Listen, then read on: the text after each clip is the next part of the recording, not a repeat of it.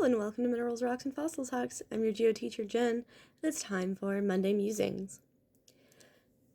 During the early Carboniferous specifically, called the Mississippian period in the U.S., much of our continent was covered in a vast, warm, shallow epicontinental sea.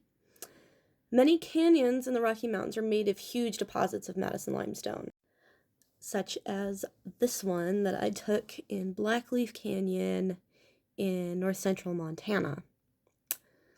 And of course, to make things complicated, the Madison limestone is called the Leadville limestone in Colorado because why not? Let's make it complicated.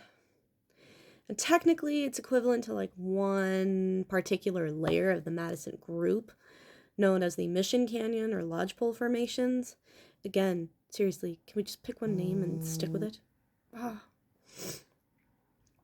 Anyway, we have a crap ton of limestones from this time period, and they make for a very dramatic mountainous landscape. Especially when glaciers came through and carved them out, like in Blackleaf Canyon here. They're also the reason that dinosaur eggs are preserved in the younger Cretaceous rocks of north central Montana, which is wild, right? So you can thank these limestones for dinosaur eggs in North America, at least that part of North America. Now, many parts of these limestones are very fossiliferous. I have a ton of fossils from Montana and Utah from these limestones. Notably, here in Utah,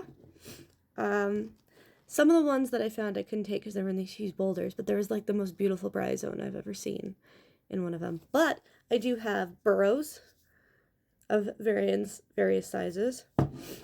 You get siliceous oozes, which are basically the leftover remains of like phytoplankton and things like that. It's basically their equivalent of coprolite. I've got some cooler stuff from Montana though. So from the Montana limestones, I've got brachiopods like this one, horn corals. So there's the top of the coral, kind of loops around like that. The front is over here. I've got a better one that's actually straight up just the horn coral here. Let's see if I can get the camera to focus on the horn coral and not me. Oh, it doesn't want to. This horn coral, it's hard to see because I cannot, the camera doesn't want to focus. Come on, focus. Focus. Focus. Okay. I'll do my best. So right here are little pieces of crinoid stem that are attached to the horn coral. So I do have bits of crinoid. This is a sponge. If you can see the little... This camera will not focus. And then what I'll do is I'll take a picture and you can see it after this. And then on this one, looks kind of like a plant. It is not. It is a graptolite. But yeah, that's some of the stuff that we found in there. Super cool fossils. Let me get some pictures straight up for you.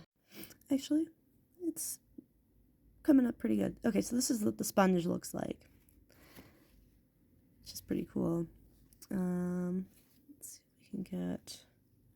there we go. There's our crinoid stems on our little horn coral.